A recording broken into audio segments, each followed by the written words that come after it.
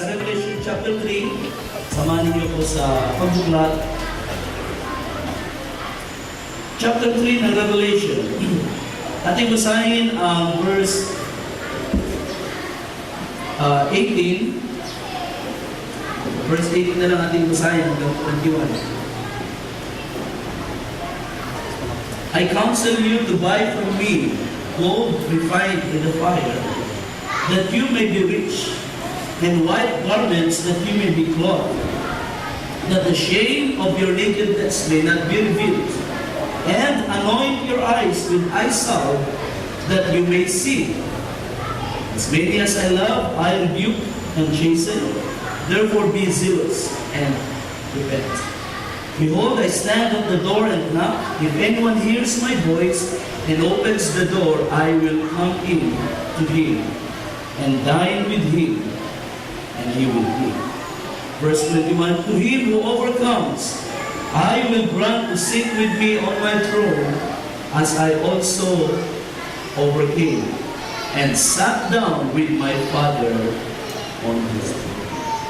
Praise God, ang Diyos tawa, magpala ng kanyang salita sa mga ganito. So, ang ating paksa sa umaga nito ay the overcomer's life in Christ. Ang buhay ng mananagumpay ay Kristo. So, umaga nito ay makikita natin ang isa sa pinakamahalagang mensahe ni Kristo para sa kanyang church. At ito ay akmang-akma sa ating panahon, mga kapatid. Ang Laodicea ay naglalarawan ng ikapitong panahon at tayo ay nasa ikapitong panahon ng Iglesia. Ito ang huling panahon na inilatag ng Panginoon sa Revelation chapter 2 and chapter 3. At gaya ng nakaraan, kinuha ng Panginoong Hesus ang spiritual na kalagayan ng Iglesia sa isang specific city. So ang Laodicea ay isang syudad sa lugar ng Asia Minor. Ang Laodicea ay kilala sa pagiging mayaman na syudad. At ang pangunahing industry ng syudad na ito ay banking. So, commerce. Ang city ay naging sabihin natin lugar ng mga negosyante, ng mga merchants. So, meron daw banking industry sa lugar sa syudad ng Laodicea, at ang pangunahing produkto ng Laodicea ay textile or tela. Now, dito sa lugar ng Laodicea, ayon sa record ng history, ay meron silang kakaibang produkto na tela, at ito ay tinatawag na black wool. Itim na tela, at ito ay galing sa balahibo ng mga tupa sa lugar nila. So, ang mga tupa, meron silang isang breed ng mga tupa sa lugar nila na itim ang balahibo, at ito'y nagagamit nila para mag-produce ng black wool. So ito ang isa sa pangunahing produkto ng Laodicea, at dagdag ang banking industry, ang Laodicea ay naging mayaman. So literally, ang city ay mayaman, at sabi ng isang dictionary, Laodicea was well known in the ancient world for its wealth. The extent of its wealth is illustrated by the fact that Laodicea was rebuilt without the financial help of Rome after a disastrous earthquake in AD 60. So, there was a time na tinamaan ng malakas na lindol ang Laodicea, at ito ay nag-rebuild. Normally, kapag ang isang syudad ay naapektuhan ng mga calamity tulad sa atin, humihingi na ang pondo sa national government. Sa kaso nila, sa Roman Empire. Pero ang Laodicea ay self-sufficient. Siya ay very independent. At nang sila ay mag-iba ng lindol, nag-rebuild sila, at hindi sila humingi ng tulong kahit in-offer ng Rome ang financial assistance, hindi sila humingi ng tulong. Sapagkat ang Laodicea ay naging self-sufficient at naging proud sa kanilang pagiging mayaman. So, nirebuild nilang city on their own, at yan ay isang katibayan ng talagang mayaman ang syudad ng Laodicea. Laodicea earned its wealth in the textile industry, in the production of black wool, and in the banking industry. Laodicea was also known for its medical school that concocted a spice for the treatment of ears and eye salve. So yung in-address ng Panginoon dito sa Revelation 3, exactly, ito yung mga bagay na pinuha ito ng Panginoon sa mga natural situations sa city at ipinakita ang spiritual condition ng church. But the major weakness of Laodicea was its lack of water supply. This need was met by bringing water 6 miles north from Denizli through a system of stone pipes. And this was another sign of Laodicea's wealth. So isa pa sa naging katibayan ng talagang mayaman ng Laodicea ay nag-create sila ng isang water system na yari sa bato, sa ilalim. Kumbaga sa ating panahon, Manila water. Naglalatag ng mga pipes. Pero sa panahon ngayon ay walang mga bakal na katulad ngayon, ni plastic, wala rin. So yari sa bato ang kanilang mga pipes. Binabaw nila ito sa lupa at doon dumadaan ang tubig. At ang pinakamalapit na source ng tubig na kanilang pinagkukuhaan ay 6 miles away or 10 kilometers away. So imagine nyo kung gaano kahabang stone pipes na yan, galing sa source ng tubig papunta sa syudad. So ito ay isang testament ng pagiging mayaman ng lugar ng Laodicea. Ang Laodicea ay na-mention ni Pablo ng ilang ulit sa aklat ng Colossus. At ito ay sa dahilan na ang Colossus na sinulatan ni Pablo ay malapit. Ang Colossus at ang Laodicea ay neighbors. Neighboring cities yan. In fact, tatlo yan ang magkakalapit. Binanggit ni Pablo dyan ang Hierapolis. Ito ay tatlong city na magkakalapit. At mapapansin natin, gusto kong basahin natin ang ilang record dito sa Colossians. Ito lang ang tanging record sa Bible patungkol sa Colossians as a Laodicea. Colossians chapter 2. Sabi rito sa chapter 2 verse 1.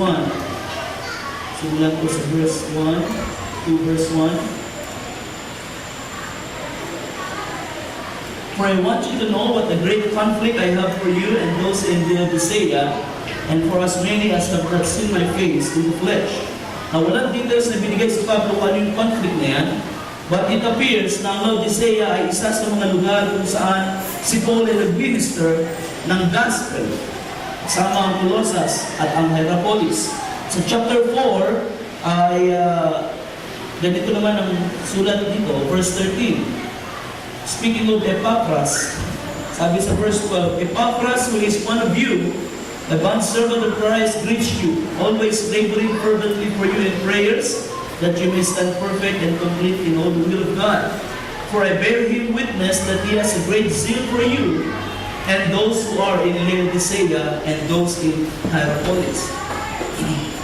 Luke, the beloved physician, and Demas greet you. Greet the brethren who are in Laodicea, and Demas and the church that is in his house.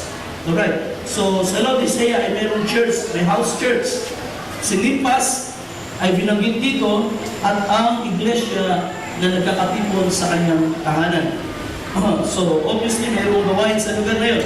At sabi sa verse 16, now when this episode is read among you, see that it is read also in the church of the Laodiceans, and that you likewise read the epistle from Laodicea. So, ang huling advice ni Paul, itong sulat niya sa Colossus, ay babasahin din sa, ipapabasa sa doon sa iglesia sa Laodicea. At yun din naman, yung kanyang sulat sa Laodicea ay babasahin sa Colossus. So, it appears na meron pang isang epistle si Paul na ito ay naka-address sa Laodicea. So, kung ito ay nag-exist ngayon, ay maaari tatawagin natin yan the epistle of Paul to the Laodiceans. So, unfortunately, wala tayong record nun. Ganun pa man, yun ay nag-exist. At ang Laodicean church ay nag-exist. At si Pablo ay may mensahe sa kanila.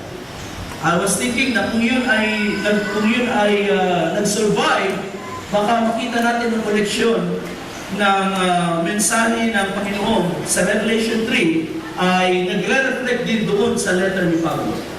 Remember, ang mga sulat ni Pablo sa mga iglesia, katulad dito sa Corinto, Filipos, Ephesians, ay may kinalaman lagi sa kanilang spiritual condition. So, Laodicea existed. There was a church in the city of Laodicea, at nang ito ay i-discern ni Jesus, kumbaga nagkaroon ng diagnosis ang Panginoon sa church, at ano ang nakita ng Panginoon sa Laodicean church? Ang Laodicea ay malahilingan. Ang iglesia na ito ay malahilingan. At ating alamin mamaya kung bakit importante ang diagnosis nito ng Panginoon sa buhay ng kanyang iglesia. So, ang iglesia na ito ay merong dalawang katangian. Lukewarm, but rich. Malahininga, pero mayaman. Balintarin natin, mayaman, pero malahininga.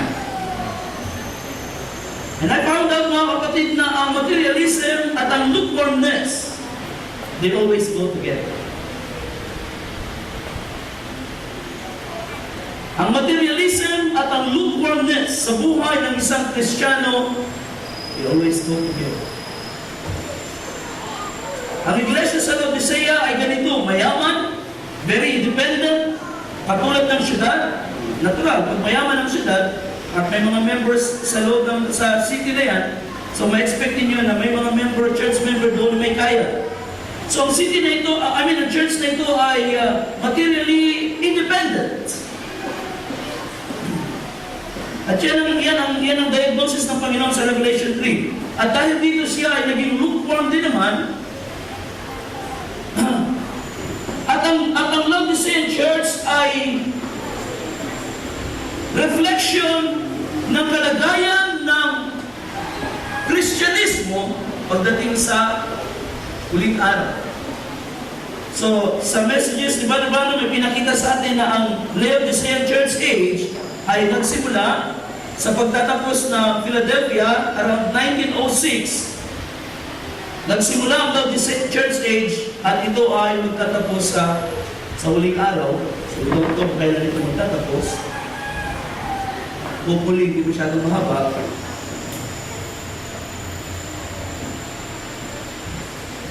Ito na ang huling iglesia at sa huling pangkapanahunan ay nagpadalang Diyos ng mensahero. So, kilala na natin siya. Ang ating kapatid si William Branham, ang mensahero ng Diyos sa huling panahon na ito. Kung paano ginamit ng Diyos si Martin Luther sa Sardis, si John Wesley sa Philadelphia. Ganyan naman sa panahon natin, ginamit ng Diyos si William Branham para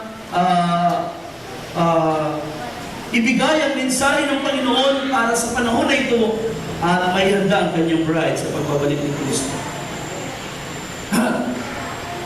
Merong ilang libro na akin nakuha na natutuwa ko dahil kasi kung sa internet lang ako mag-base, karamihan ng ating makukuhang source about William Branham ay puro negative. Sabi nga ng isang nabasa ko, yung mga negative ang pagkilala kay William Branham, normally yan ay dahil sa ang mga tanging source lang nila ay ang internet, tulad ng YouTube.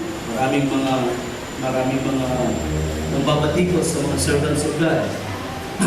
Pero sabi ng isang aklat, ito yung sulat ni Bill Hamilton.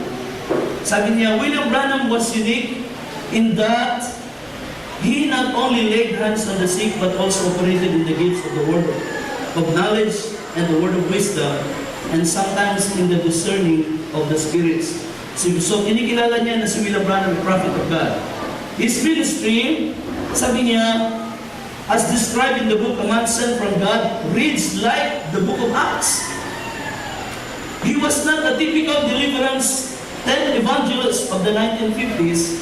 He was a forerunner with the Elijah type anointing, which shall be upon the bride of Christ before Jesus returns. And then sa isang aklat naman na sinulat ni si Stone Perry or Perry Stone, hindi naman nagkamali, pangalan niya. Kinukwento niya ang istorya ng kanyang ama at ang kanyang aklat ay patungkol sa mga end-time prophetic prophecies o end-time prophecies. Sabi niya, one controversial minister from Dad's era was William Branham. My father never knew Branham, but I have met numerous people who knew him, worked with him, and sat under his ministry, including his organ player. Those judging him negatively today often read opinionated internet blogs from people who never knew William Branham, but formed biased opinions based on certain doctrinal issues or actions by some of his followers. Diyan ito naman. Marami kayo mabasa mga negative opinions tungkol sa prophet. Pero yun dahil ang source lang nila ay baga bias ang mga sources nila. But Branham, sabi niya, was a leading minister in the wave of healing revivals erupting in America in the 1940s and 50s. That was the seed sprouting into the charismatic movement of the 1960s. A small, weak, middle-aged servant of Christ, Branham's life was filled with out of the ordinary, supernatural encounters with God. Had there not been eyewitnesses and close associates to personally authenticate them, some miracles would seem too far-fetched. Sabi niya, kung wala lang talagang eyewitness para mag-authenticate yung mga istorya, ang ilan sa mga karanasan na nangyari sa buhay ni William Branham ay pwedeng sabihin tugod na ito. At yun ay totoo mga kapatid. Maraming mga very unusual na events sa buhay ng prophet na ini-ignore ng iba sapagkat ang kanilang pinagdidiinan si William Branham ay false prophet. At pinagdidiinan nila na siya false prophet sapagkat hindi siya naniniwala sa Trinity. Eh alam naman natin ang Trinity, yan ang pinakamarka ng pagiging Kristiyano for many, many years. O sabihin natin, centuries. Mula noong 325 AD hanggang ngayon. Pag hindi ka naniniwala sa Trinity doctrine, ikaw ay hindi totoong Kristiyano. Pero si William Branham, prophet of God, ay tumayo at dumating siya sa panahon na kung saan binuksan ng Diyos ang tunay na revelation ng Godhead. At ito ay nireject ng mga denomination at siya binansagang false prophet because of those things. No? At inignore nila ang mga gawa ng Diyos sa buhay niya. At alam niyo mga kapatid na mahalaga ang doktrina. And of course, sa lahat ng doctrine ay kailangan natin idalhin sa Scripture. At mahalaga rin ang mga gawa, sapagkat ang mga gawa ay nagpapatunay na ang isang tao ay sugo ng Diyos o hindi. Sabi nga ni Jesus, if you do not believe me, believe the works. Sapagkat ang aking mga gawa ay nagsasabing ang Ama ay nasa akin. So, marami tayong mga signs, marami tayong mga vindications na pwedeng i-affirm ang ministry ng prophet. Pero hindi na natin niya kailangan daanan ngayon. Gusto ko lang ma-establish sa inyo ito na tayo ay nasa ikapitong panahon, tayo nasa Laodicea, ang mensahero sa panahon natin ay si William Branham, bagamat wala na siya, Ang mensahe ay umalingaw pa rin sa buong mundo at tumatawag sa Nobel ni Cristo sa iba't ibang lugar. Ang ating gustong bigyan din ay kung ano ang kalagayan ng iglesia, ng church, ng Christianity sa ating panahon, sa kabuuan. Sapagkat katulad ng Laodicea sa panahon ni John, ang iglesia sa panahon natin ngayon ay materially rich. Ang Kristyanismo ngayon ay totoong mayaman. Huwag na natin pag-usapan ang Vatican sapagkat sabi nga nila bilyon-bilyon ang kayamanan ng Vatican. Huwag na natin pag-usapan ang Roman Catholic Church. Tingnan na lang natin ang mga Protestant churches, ang mga evangelical churches, ang mga full gospel churches ngayon, sapagkat makikita natin na totoong napakaraming simbahan ngayon ay nag-i-enjoy sa kayamanan.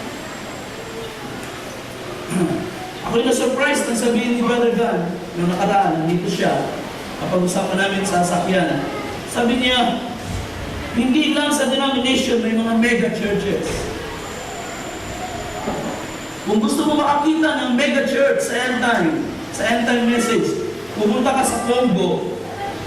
At doon sa Congo, hindi lang isa, dalawa, tatlong simbahan ng end time believers ay mega churches. Ang mga simbahan doon ay libo ang members. 10,000, sabi niya. Sabi niya, hindi magkakasya. Kapag nag-fellowship ang mga simbahan na yun, hindi magkakasya sa malaking study. Dahil talagang marami. Sa Nigeria ay marami mga mega churches. Sa Amerika lalo na ay marami mga television evangelists na nag-specialize sa material prosperity. Hindi naman masama talaga ang material, kayamanan sa lupa. Ito yung ang masama dyan, yung pag-ibig. Maraming mga anak din ng Diyos sa Bible na materially ay prosperous. Pero ang problema, makikita natin na kapansin-pansin sa ating panahon ay nagiging sentro ng pangangaral ang material prosperity.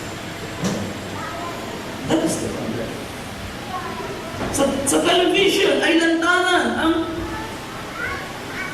pagsusulisit ng pera. Pagdating sa mga panalangin, bago panalanginin, bago ibigay ang promise, magdodonate muna ang mga tao. Siyempre, mas malaki ang donation, mas malaki ang promise. Yun ay lantaran, pakimera. Hindi ang ginawa ng propeta sa uling panahon. Ang tunay na lingkod ng Diyos. Lantaran ng pagbebenta ng mga bagay na wala naman talagang pakinabang.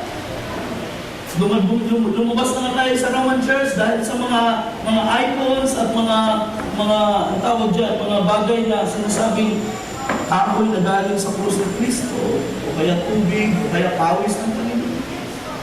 Umalis na tayo doon, pero ngayon may mga evangelical preachers na nangangaral na meron silang tubig na galing doon sa Kalbaryo, meron silang kapiraso ng kahoy na ginawang krus na pwedeng i-donate, mapupunta sa iyo for a certain amount of money. Yun ay lantarang pamimera mga kapatid.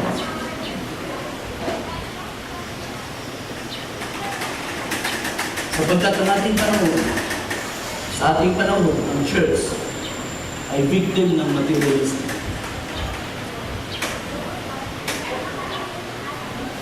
Ang church ay biktima ng materialism at ang mga simbahan ay nakafocus sa pagpapayaman sa lupa. Ang mga simbahan ay nakafocus sa pagpaparami ng membership sapagkat ang goal nila ay hindi para makaakyat sa langit, kundi para maging materially prosperous sa ibaba ng lupa. At alam niyo mga kapatid, yan ang dahilan kung bakit ang mga doktrina ng mga evangelicals ay nababago unti-unti. Sapagkat they want to accommodate as many people in the church. Siyempre, pag ma-accommodate ka ng maraming tao sa lupa, sa loob ng gawain, mas maraming collection. Pero siyempre, kapag yan ay na-offend sa iyong pangaral at umalis, masushrink ang membership. suffer in finances. And it's always the case. And that is why, sabi ko kanina, na-diagnose ng Panginoon ang iglesia. At ipinakita sa atin na ang iglesia, ang Kristyanismo sa huling araw ay lukewarm na. Malayo na.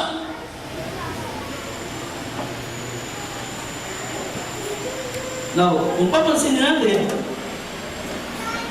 ang pagiging lukewarm ng church ay hindi sa sanglibutan. Siya ay lukewarm sa Panginoon. Hindi siya lukewarm sa mundo. Kanina lang ay binabasa kong statement, di ba, sabi niya, you are warming up to the world, but not to Christ. Kumbaga, nagiging maganda ang relasyon ng simbahan sa mundo, nagiging acceptable sa society, nagiging popular sa society, but not to Christ.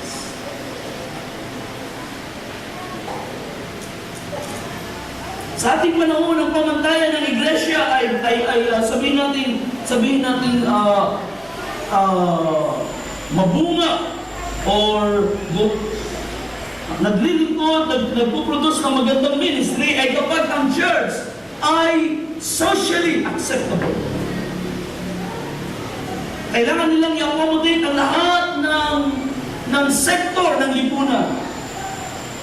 Lahat ng gender sa lipunan ay kailangan ma-accommodate. Lahat ng worldview sa lipunan ay kailangan ma-accommodate. At kapag ang simbahan ay popular sa society, napupuri, na-appreciate ng society, that's how they judge whether a church is doing the work of God. Sabi natin, lumalag o hindi lumalag.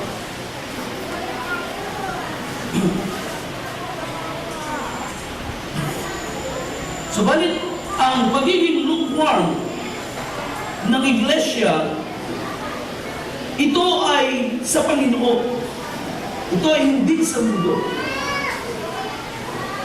Ito ang assessment ng Panginoon o diagnosis ng Panginoon sa spiritual life ng simbahan at ng mga mananampalataya o ng mga nagsasabing Kristiyano in relation to Him. Hindi sa relasyon sa mundo, hindi sa relasyon sa isa't isa, kundi sa relasyon sa Kanya. You are lukewarm.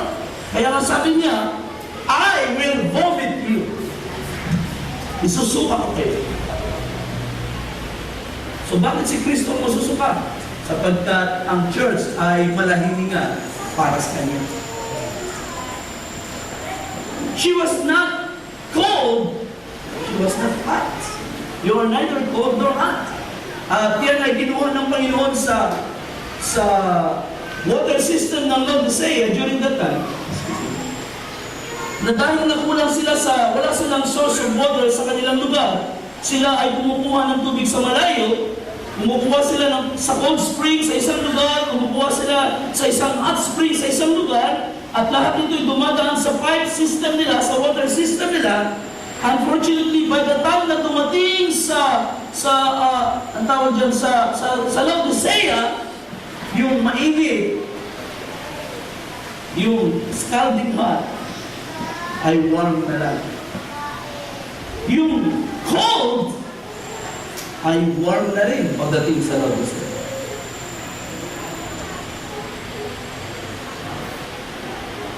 That's a problem. So ang iglesia sa Laodicea at ang church sa ating panahon ay may dalawang problema sa assessment ng Panginoon dito. Una, ito'y naging lukewarm. At anong ibig sabihin ng lukewarm? They take pride in material possessions.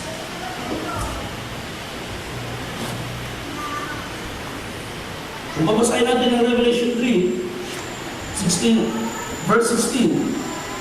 So then, because you are lukewarm and neither cold nor hot, I will vomit you out of my mouth. Because you say, I am rich, have become wealthy, and have need of nothing. So ang Laodicea ay naging lukewarm sa pakiramdam ng Panginoon because the church and the people, they have become rich and they have become dependent on their wealth. Naging self-sufficient sila. Naging materially centered sila. Sabi nila, I am rich and I have become wealthy and have need of nothing. Ang city ay hindi na kailangan ng tulong sa Rome. Nag-rebuild siya on his own. Ang church sa panahon na ito ay ganun din naman. Hindi siya nangangailangan ng anumang bagay. Siya ay self-sufficient sa kanyang sarili because she is rich. So, ang problema ng lukewarmness ay una, when Christians take pride in material possession and pursue these things in life. Kapag tayo ay naging materially centered sa ating buhay. Is it possible na ang mayaman ay maging victim nito? Is it possible na ang mahirap ay maging victim nito?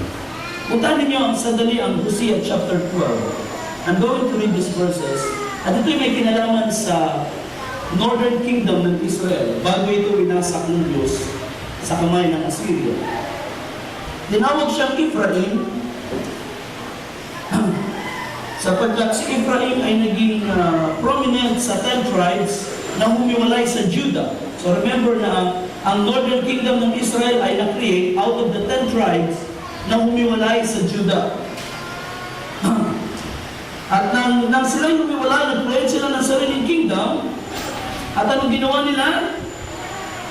Para hindi sila maging dependent sa Judah, sa panahon ng pagsamba, si Rehoboam ay nagtayo ng mga altar. Sa southern boundary ng 10 kingdoms, ng 10 tribes, at sa northern boundary, nag-set up siya ng altars at tinuro niya ang Israel na doon na sumamba. Pagdating sa panahon ni Jesus, makikita ninyo na mga Samaritans ay remnants ng 10 tribes. Sa panahon na yun, remnants yun ng Northern Kingdom, At sila ay sumasamba sa Diyos sa isang bundok at doon sa tinatawag nilang balon ni Jacob. At hindi sila nangangailangan ng tulong sa Judah because they have their own way of worship. In fact, sa isang aklat na binabasa ko, ang Samaritans, they have their own way of interpreting prophecies. Binabasa rin nila ang Torah, pero iba ang pag-interpret nila sa mga prophecy na yan. Instead na ang sentro ay ang Jerusalem, ang sentro ay sila. So nagkaroon ng another interpretation of Scripture because they separated. So sila naging independent. Sabi ng Panginoon sa Hosea 12, verse 8, and Ephraim said, surely I have become rich. Surely I have become rich. I have found wealth for myself. In all my labors, they shall find in me no iniquity that is sin. Ito yung problema sa mga taong nasisilaw ng kayamanan. Hindi nila nakikita ang kanilang kasalanan. But I am the Lord your God. Ever since the land of Egypt, I will again make you dwell in tents as in the days of the appointed feast. I have also spoken by the prophets and have multiplied visions. I have given symbols through the witness of the prophets. Though Gilead has idols, surely they are vanity. Though they sacrifice bulls in Gilgal, indeed their altars shall be heaps in the furrows of the field. So ipinapakita rito ng Panginoon na kahit na magpilit ang Ephraim, ang Northern Kingdom, na mag-set up ng sarili nilang system of worship, magtayo ng altar sa Gilead at kahit sa Gilgal. So ito yung dalawang boundary ng Northern Kingdom. Kahit mag-set up pa sila ng altar at diyan na sumamba, sabi ng Panginoon, ibabagsak ko. So why is this happening? Bakit nangyari ito sa Ephraim? Dahil sa paghiwalay. Kasi niyo ito mga kapatid. May dalawang bagay tayo titignan dito na cause ng lukewarmness. Ang Northern Kingdom ay bumiwalay sa Judah, and then they became materially independent. At anong naging resulta? They formed their own way of worship. Okay?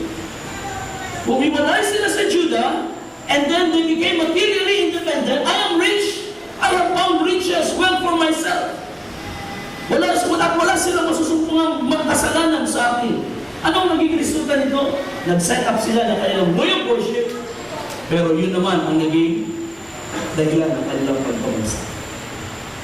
Now, dalhin niyo yan sa Laodicea sa ating panahon, at ito rin ang diagnosis ng Panginoon. You have, because you say, I am rich.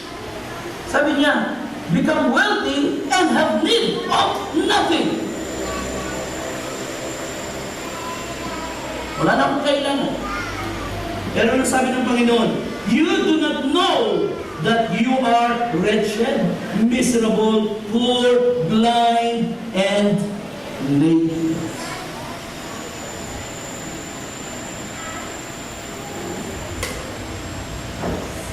So ang lukewarmness, okay? Ang isang palatandaan ng lukewarmness ay ang pagiging materially centered ng isang church o ng isang Christian. To the point na hindi na siya nagiging aware sa kanyang spiritual needs.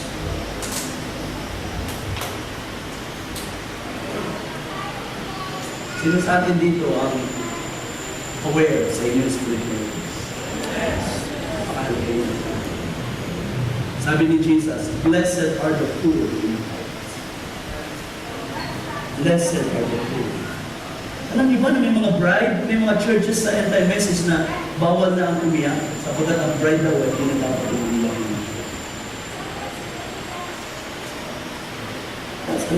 That's a strange doctrine. At hindi ang tinuro ng prophet sa atin. At hindi ang tinuturo ng Biblia. Ganun pa man, may mga simbahan na hindi nagtuturo ng bride na hindi na dapat umiyak. Pero may mga mananampalataya individually na kulang na sa paglunas. Kaya nga napakaganda ng tanong ng nakarang fellowship natin. Kailan tayo muling umiyak sa Diyos? Kailan tayo muling nanalangin na marugdog sa kwarto natin at tayo ay tumaangis sa pagbibig sa Panginoon? Kailan tayo nakaranas ng muling pagluha habang tayo ay sumasamba sa Diyos, habang tayo nagre-respond sa mga salita ng Diyos? Ang pagluha ay expression ng nararamdaman natin sa loob ng pangangailangan sa Diyos. At ito'y may paraan, ito'y nagagamit ng Diyos para tayo ay mag-comfort sa ating kalooban. Ito ay expression din ng ating desperation sa Panginoon. And you see, kapag ang tao ay hindi desperado sa isang bagay, hindi talaga siya iiyak. Tama? Pag hindi tayo desperado sa isang bagay, hindi tayo magkakaroon ng malalim na burden sa loob to the point na tayo lumuluha. Yan ay nangyayari lang when we recognize our needs. Kaya ang Ephraim ay ganoon, ang Laodicea ay ganoon din naman. I am rich, I have become wealthy by my own efforts. And hindi ko kailangan ng sinumang tulong, ang tulong mula sa kanila naman. So ang isang lukewarm church ay materially centered sa kanyang buhay. Ang lukewarm church of Christian ay hindi aware sa kanyang spiritual needs. If you don't know your spiritual needs today, then yun ang pinapakita ng Panginoon na spiritual lukewarm. Okay. Ini-ignore natin ang mga signs na tayo ay nangangailangan dumulog sa Diyos, nangangailangan may panalangin, nangangailangan ng spiritual support ng ibang tao. And when we pretend we're okay, brother, sister, that's good practice. Kahit ikaw pa ang pinakamatagal sa church, if you have that spirit, Kailangan mo ng revival. Kailangan mo ng apoy-blame ng Diyos. Because you don't even know your spiritual. Kaya sabi ko kanina, material things, they have a way of blinding us to the realities of spiritual life. Material things. That's why, sabi ni Solomon, remember si Solomon, nung siya kinausap ng Diyos, the first time, anong gusto mo, Solomon? Anong hiningi niya? Gusto mo ng pusong may unawa. I need an understanding heart. At nalugod ang Diyos. At sabi ng Diyos, ibibigay ko sa iyo lahat na kahit yung hindi mo ibihiningi. Kayamanan, ibibigay ko sa iyo. At nang sinulat ni Solomon ng Proverbs, anong sabi niya? Dalawang bagay lang ang hiningi sa Panginoon. Huwag mo kong pagkulangin, kakapoy mong gutom at magnakaw. At ma-reproach ang pangalan mo. Huwag mo rin akong kayamanin. Baka sabihin ko, sino ba? Bigyan mo lang ako, Panginoon, ng sapat. That's wisdom! Wisdom from the richest man! Wisdom mula sa taong pinayaman ng Diyos. Pero teka, hindi siya nabulag ng kayamanan. Na-recognize niya pa rin na kung hindi siya mananatiling mababang kalooban sa Panginoon, baka yung kayamanan dumating sa panahon na pati ang Diyos na nagbigay ng kayamanan ay makalimutan niya. And I pray na pag kayo pinayaman ng Diyos, lalo kayong lalapit sa Diyos. Hindi kayo malalayo sa Panginoon. Hindi kayo magiging abala sa inyong kayamanan, kundi mas marami pa rin kayong panahon sa paglilingkod sa Panginoon. Otherwise, ang spirito ng Laodicea ay nakapasok na. The spirit of lukewarmness. So ano ang cause ng lukewarmness, ng pagiging malahininga? Dalawa lang, brother and sister. Una, ang paglayo sa Diyos. Pangalawa ay materialism. Bakit naging malahininga ang tubig na galing sa hot spring, galing sa cold spring? Bakit pagdating sa Laodicea, ay hindi na sila malamig na gaya ng dapat at hindi na rin mainit na gaya ng dapat? Anong dahilan? Because of the distance. Ama, because of the distance. Kahit gaano kainit yung galing sa hot spring, pagdating doon dahil sa layo ng Laodicea, malahininga na. Kahit gaano kalamig doon sa cold spring, pagdating sa Laodicea, ay malahiningan na rin. And what is the problem? Ang spirito ng lukewarmness ay nakakapasok sa Kristyano kapag siya ay laging nakadistansya sa Diyos. Amen. It is our distance from God. Yung distansya, yung palagi nating abala, yung palagi tayong busy, na wala tayong panahon sa Diyos, that creates the lukewarm spirit. Amen. Pastor, nagsisimba naman ako linggo-linggo. What is that? Ano ngayon kung nagsisimba ka? Lahat ng tao ay busy sa simbahan ngayon. Lahat ng simbahan ay umaamit sa Panginoon ngayon. Pero tignan mo yung damdamin. Malapit ka pa rin ba sa Panginoon? Paano natin nalalaman tayo ay nakadistansya na sa Panginoon? Paano natin nalalaman na tayo ay malapit pa rin sa Panginoon? Kaya napakaganda ng tema ng camp meeting at ito yung gusto ng Panginoon maging attitude ng bride sa taon na ito. To go deeper with God. Siyempre, when you go deeper with God, it means kailangan mong lumapit sa Panginoon. Amen. Otherwise, the lukewarm spirit sets free. Distance and then materialism. Ang dalawang ito ay hindi nagkakalayo. Hindi ito nagkakaiwalay, mga kapatid. Sometimes, ang materialism ang nagsisimula na pumasok. At dahil dyan, nalalayo tayo sa Panginoon. Sometimes, ang nauna ay ang paglayo sa presensya ng Panginoon. At dahil dyan, na-attract tayo sa material things. It goes together. Nang hindi ibig sabihin na ikaw ay materialist, ay mayaman ka lang. At kung ikaw ay mahirap, hindi ka materialist. I'm sorry, pero hindi yan totoo. Maraming mahihirap na materialist. At may mayayaman na hindi materialist. Materialistic is an attitude. It is a behavior. It is a mindset. mindset. It is a lifestyle. Nakita niyo may mga mayayaman na hindi bumibili ng mansyon. Pero meron mga mahihirap, kumita lang ng 1 linggo. Inubo sa inyo para sumikat sa barkada. Pagdating ng Lunes, maglalakad patong dagdagan. Bakit? Walang pambili ng gamot. Diba? It is a lifestyle.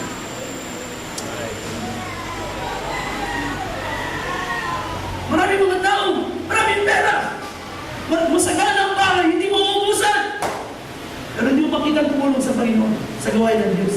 Meron din mga bahay na halos wala. Pero marami na yambang sa Panginoon. It is a lifestyle, pero sa Jesus.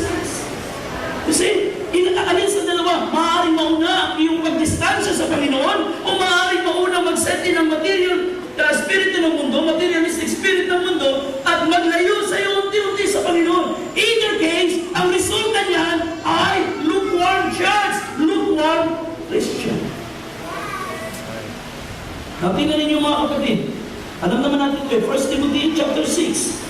Anong ibig sabihin ng materialism? Unahin natin ang 1 Timothy chapter 6. Sabi sa verse 10, for the love of money is the root of all kinds of evil. Anong ibig sabihin ng love of money? Ang isang term niyan ay covetousness. Ang medyo colloquial term niyan ay greed. Kasakiman. The love of money is the root of all evil, for which some have strayed from the faith in their greediness. Na dahil dito, mayroong nalalayo sa pananampalataya dahil sa kasakiman. Masasabi ko lang. Nalalayo sa Diyos sa pananampalataya dahil nasisilaw sa mga kayamanan ng mundo dahil sa pagnanasa na maklaim ang mga bagay sa mundo. And pierce themselves through with many sorrows. Ito yung masakit. Nalayo ka na sa Panginoon, hindi ka pa masaya. That's true. Buti pa ang ideas. Walang sinasabi, walang pinaniniwala ang Diyos. Materialistic, masaya siya. Pero isang nagsasabing Kristiyano, pero hindi lumalayo sa Panginoon at hindi makalapit sa presence ng Panginoon at nakapokus sa material ng mundo, hindi masaya. Paano ka magiging masaya? You're blinded. May pangangailangan ng iyong soul, hindi mo pinapansin. Pinuubos mo, ini-ignore mo at pinupokus mo ang buhay mo sa mga material mo. So, una, ang sign ng materialism ay greed or love of money. Pangalawa, dito sa Matthew chapter 13, may dalawang binanggit ko ang pangalawa rito, ni Jesus, ang pangalawa. Matthew 13 verse 22. Sa parabol na 4 na klase ng lupa. Sabi sa 22, now, he who receives seed among the thorns is he who hears the word, and the cares of this world and the deceitfulness of riches choke the word, and becomes deceitfulness. So dito dinagdagan niya, yung deceitfulness of riches, yan yung covetousness, yan yung greed. And then idinagdag, mayroong pangalawa rin itong binanggit ang Panginoon, cares of this world. Sino sa atin hindi nababalisa sa buhay na ito? Lahat tayo ay pwedeng maging victim ng care of this world. Mayaman o mahirap. Eh di lalo na mahirap. Lalo na kung maliit ang sweldo mo at marami ang expenses mo. Lagi kang nag-aalala kung ano ang kakainin, kung saan susunod maghihiram, at kung saan makakabono, at kung paano may extend cares of this world. Diba? Paano yung enrollment ng aking mga anak? Paano yung gamot sa mga sakit? Cares of this world. So sabi na natin, Panginoon, kapag ang puso, kapag ang salita ng Diyos ay natanim sa mga buhay na puno ng cares of this world, anong resulta? Hindi magiging mabunga. Hindi magiging mabunga. Bakit? Dahil hindi ang Diyos nakakagawa ng sa Panginoon. Naandyan siya. Pwede natin sabihin, naandyan ang Panginoon sa iyo. Nananahan siya. Pero hindi siya makagawa. Dahil ang laging laman ng ating kaisipan, mga pangangailangan sa buhay. Naku, pag tinulong mo ito, paano na yung pagkain natin? Naku, pag tayo nagsimba, paano na yung gawin? Paano na yung bukas? cares of this world. So dito may dalawa na. Dagdagan natin ng isa pa. Luke chapter 8. Anong sabi nito sa Luke chapter 8 verse 14? It's the same parable, pero may pangatlong bagay na binanggit ng Panginoon dito. Now the ones that fell among thorns are those who, when they have heard, go out and are choked with cares, riches, and pleasures. Anong resulta? They bring no fruit to mature. Now, we have three things na pwedeng kumigit sa pagiging productive, prosperous, spiritually, and successful. Cares, riches, pleasures.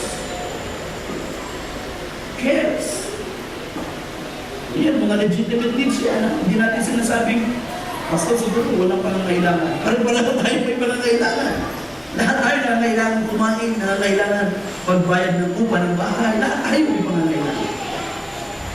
But there are those na hindi masyado nagiging concern ng pangangailangan. At hindi hinahayaan ito'y mag-take over sa kanilang spiritual life. Cares.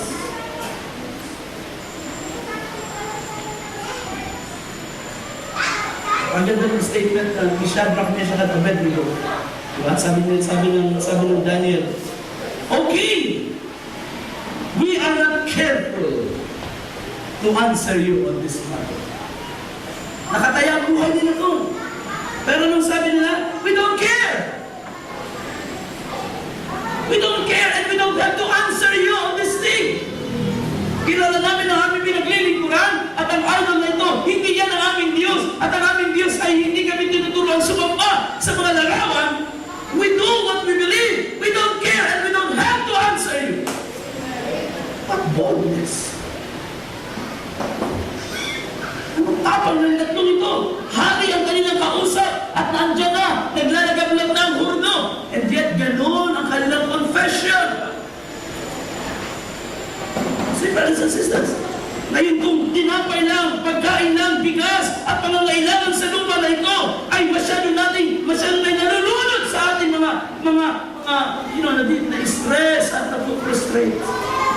Then, nasaan ang ating pagiging matagumpay? Diba? Saan ba? Ano bang saysay na sinabi ng Panginoon? I have overcome the world! And you will overcome. So, cares, riches. Those who become rich, wanted to become rich, in 1 Timothy chapter 6, kanina, those who would be rich. Yun yung nag-ambisyon lagi yung mamang sa lupa. Nag-ambisyon na makuha ang lahat ng bagay na kailangan niya sa lupa o magaganda sa lupa. And then the pleasures. Well, ang pleasures, mayaman, mahirap. Pwede tayo maging big. Ang pleasures ay ang mga kalayawan, yung leisure, yung kasiyahan ng laman. Na kung minsan, pag hindi natin na nababantayan, na mas napaprioritize natin kaysa sa pagsunod sa salita ng Diyos. The pleasures of it. Hindi ito kailangan bakasyon grande. Sometimes it's as simple as food. Merienda.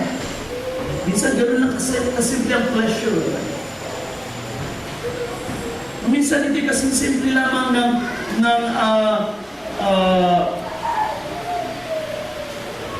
pagkikita-kita sa mga kaibigan. Pamamasyal ng mga magkakaibigan. That's pleasure of life. Anything that nagbibigay ng kasiyahan sa ating flesh ay pwede, sa panahon naman ni Jesus, hindi naman uso yung katulad ng mga pleasures or entertainment na meron tayo ngayon. So, maintindihan natin yan. Pero sa panahon ng Bible, ano ang mga pleasures nila? Meron ba sila doon? Hindi common sa mga ordinaryong tao yung nagbabakasyon. Hindi common sa kanila yung nag-bumon o gagastos ng ganito para lamang magsaya. That's not common sa kanilang tao. Pero bakit kailangan itong sabihin ng Panginoon? Because ang pleasures of life ay hindi kailangan ng malaking expenses. para mas-satisfy ang flesh. Maraming simpleng bagay sa buhay natin. Kapag hindi natin napansin, it takes over. It takes precedence sa mga spiritual needs. Let's share some. And these three things, ang tanda ng materialism, at ang tatlong bagay nito, kadalasan naglalayo sa isang Christian unless he or she is wise enough para ma-recognize. Joseph, kaya nga si Jesus ay mayroong magandang salita. Ang tapat sa kaunti ay magiging tapat sa mga. Bago tayo pagkalooban ng Diyos ng malaking bagay, kailangan gusto ng Diyos mag-prove muna tayo, tapat tayo sa maliliit na mga bagay. In other words, pag nandiyan ang maliit na bagay sa iyo, are you faithful to God? Do you serve God joyfully? Masaya ka ba? Masigla ka ba? Hindi ka ba naapektuhan? Kung ito ay maliit, ay ikaw ay affected na at hindi mo maibigay ng tamang buhay mo sa Panginoon, then how much more kapag malaki na ang hawak mo? Sabi ng Panginoon, ang hindi tapat sa kaunti ay hindi mo magiging tapat sa mga.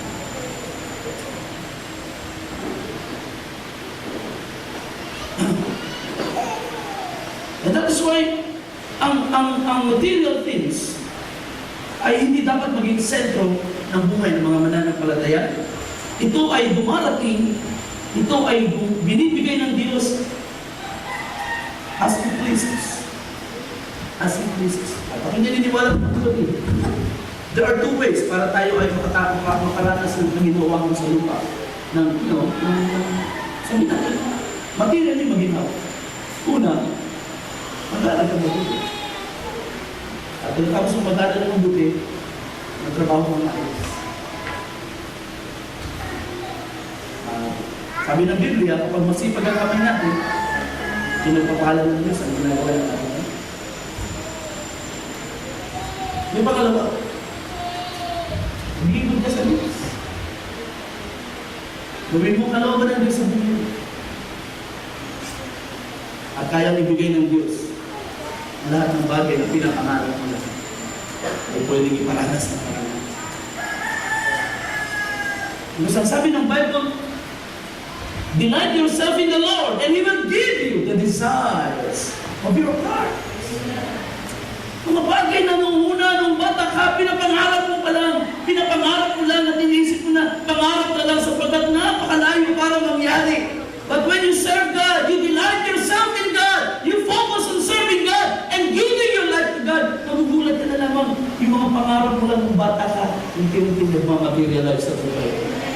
Bakit? Because God knows the desires. At alam niyo kung paano pasayahin ang kanyang mga anak.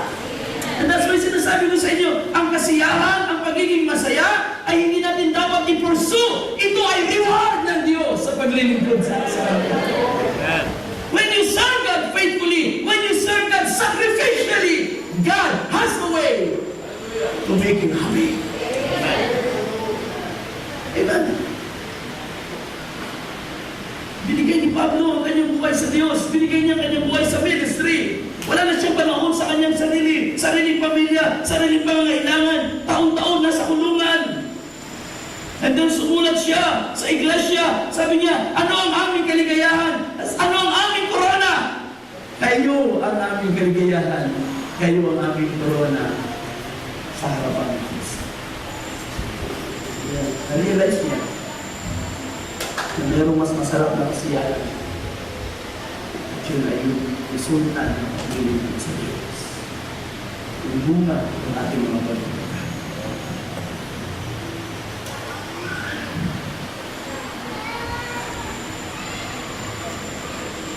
Kahapon ay habang ako nag-study, biglang naalala ko ang gawain sa Sweden. At hindi ko napigilan umiyak sa Panginoon. Dahil suddenly, parang mayroong pumasok na kaligayahan sa Diyos. So alam natin na ngayong ayaw na talaga. Ang tao sila na salamat sa Diyos sa 3,000 years. Napakasimple ng mga tao. Napakasimple ng kanilang pananampalataya. At walang walang valores, walang anumang pampaganda. Very plain ang kanilang paglilingkod. At nang dinala namin ang gospel sa lugar na yun, napakasimple ng faith ng mga tao.